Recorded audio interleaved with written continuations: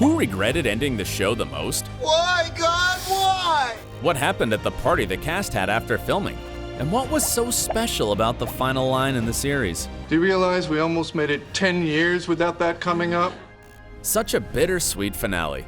Let's see what everyone thought about ending the show. Lisa Kudrow, for example, said that it was logical to end the series. This was no longer that time in your life when your friends are your family. You're starting your own family, she said to Entertainment Weekly. Although he realized that it was time to end the show, saying goodbye to Joey was hard for Matt LeBlanc. As he shared, it was like closing a chapter of his life. It was amazing. There's only 5 other people on the planet that know what that was like to have been a part of. It was also stressful for Courteney Cox, but she had something new to focus on. Keep watching to learn what that was. David Schwimmer was thankful for everything the series gave him, and Matthew Perry even regretted ending the show. If I had a time machine, I would like to go back to 2004 and not have stopped. We all want the same thing, right?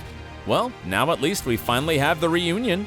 But one of the cast members didn't really want to be a part of the show's finale. Jennifer Aniston was seriously thinking about leaving after the 9th season. According to her own words, she was dealing with a couple of issues. I had a couple issues that I was dealing with. I wanted it to end where people still loved us and we were on a high. And then I also was feeling like, how much more of Rachel do I have in me? She had quite a few roles coming her way, and she also wanted to take a vacation, travel, and have a child with her husband. Do I have to remind you who her husband was and why these plans didn't come true? Anyway, eventually Aniston said yes to the 10th season, although she did ask them to make the season shorter. Jennifer did change her mind by the final days of filming, though. I'm just terrified. I don't want it to end at all. Meanwhile, let's see how the cast said goodbye to each other. Emotional farewells. The Friends cast were all willing to move on from their roles, more or less.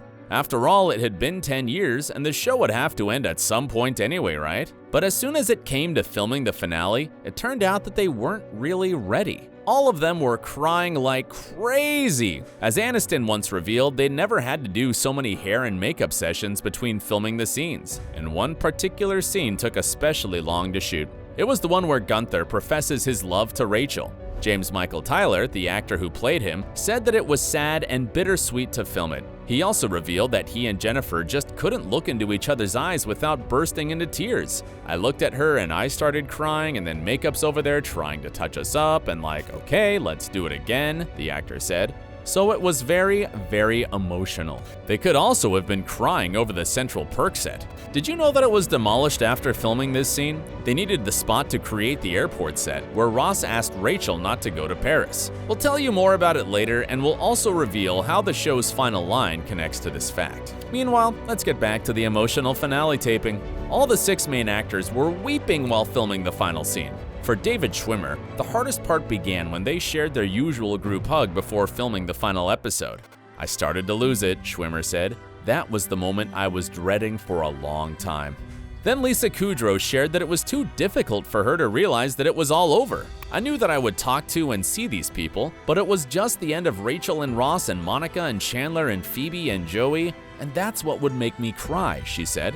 Courteney Cox noted that it was painful for her to film the finale, and she could cry just talking about it. For Matt LeBlanc, that period was so stressful that he even started smoking. And even though Matthew Perry was the only one who didn't cry while filming, You're dead inside! he said that he was also on the brink of bursting into tears. But filming the final episode wasn't the only thing they had to do to say goodbye.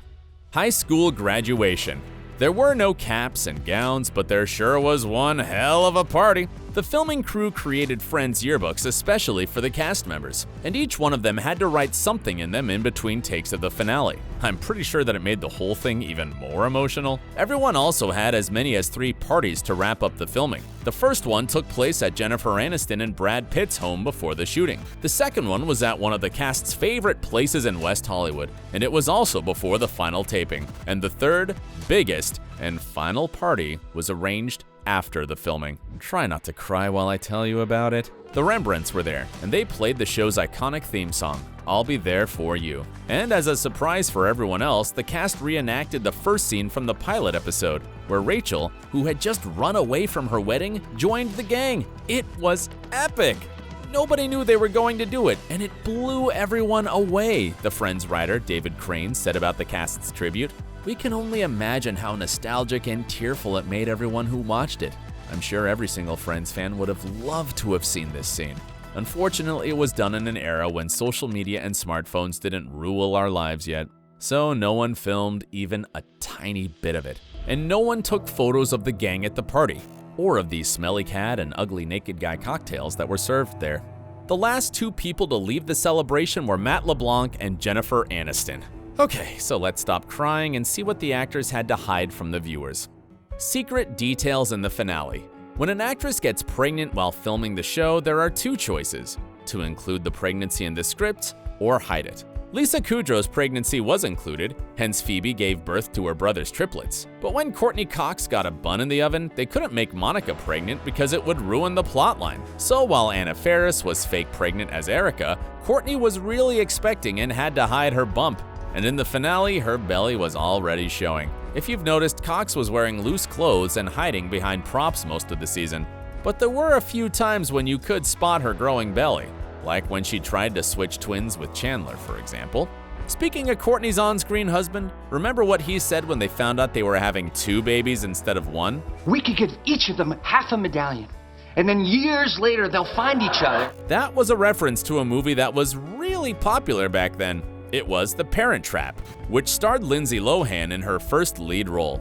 And that was exactly what happened there. The 2 twins were separated and realized that they were sisters because they had 2 halves of 1 medallion. Luckily, Friends didn't include this kind of drama, and Monica and Chandler took both twins home. But of course, their birth wasn't the only awesome thing in the finale. Another one was Ross and Rachel's reunion. When Rachel got off the plane, came to Ross's apartment at the end, and they shared a kiss, very special music was playing. Did you recognize it? It was the same music that played when they kissed for the first time in the 2nd season's episode, the one where Ross finds out. We can now safely call this melody Ross and Rachel's song. And did you know that there were quite a few famous guests at the final taping? Hank Azaria, who played Phoebe's scientist boyfriend, David Arquette, who was Courtney's husband at the time, and of course, Maggie Wheeler, aka Janice, were all part of the audience. Plus, friends, family, and colleagues of the cast and crew served as extras in the episode. And the final bow of the cast was also special. They usually came to the studio audience one at a time, but that time they all came together to bow to the audience before filming the final scene. I'm sure there was not a single viewer who wasn't crying. And there is one more fascinating detail in the final episode of Friends: Chandler's final improvisation. You already know that the Central Perk set was broken down. If you're still crying over it, let me make you feel better. The famous orange couch thankfully went into storage instead of being broken into pieces, and everyone from the cast and crew got a chunk of the street outside Central Perk as a keepsake. Besides, the show's final line starts making way more sense when you know the whole story. Do you remember what I'm talking about? Rachel asks if the guys want to have a cup of coffee, and Chandler says, Sure. Where? Did you know that it was unscripted? Chandler was only supposed to say, sure, but Perry decided to make the very last line of the show funnier for both his co-stars and the fans. And since the set of Central Perk had already been destroyed at that point, they really had nowhere to go to get a cup of coffee, so you can consider it an Easter egg. If you want to know other fascinating behind-the-scenes facts about Friends, watch the video we made about it, and stay awesome!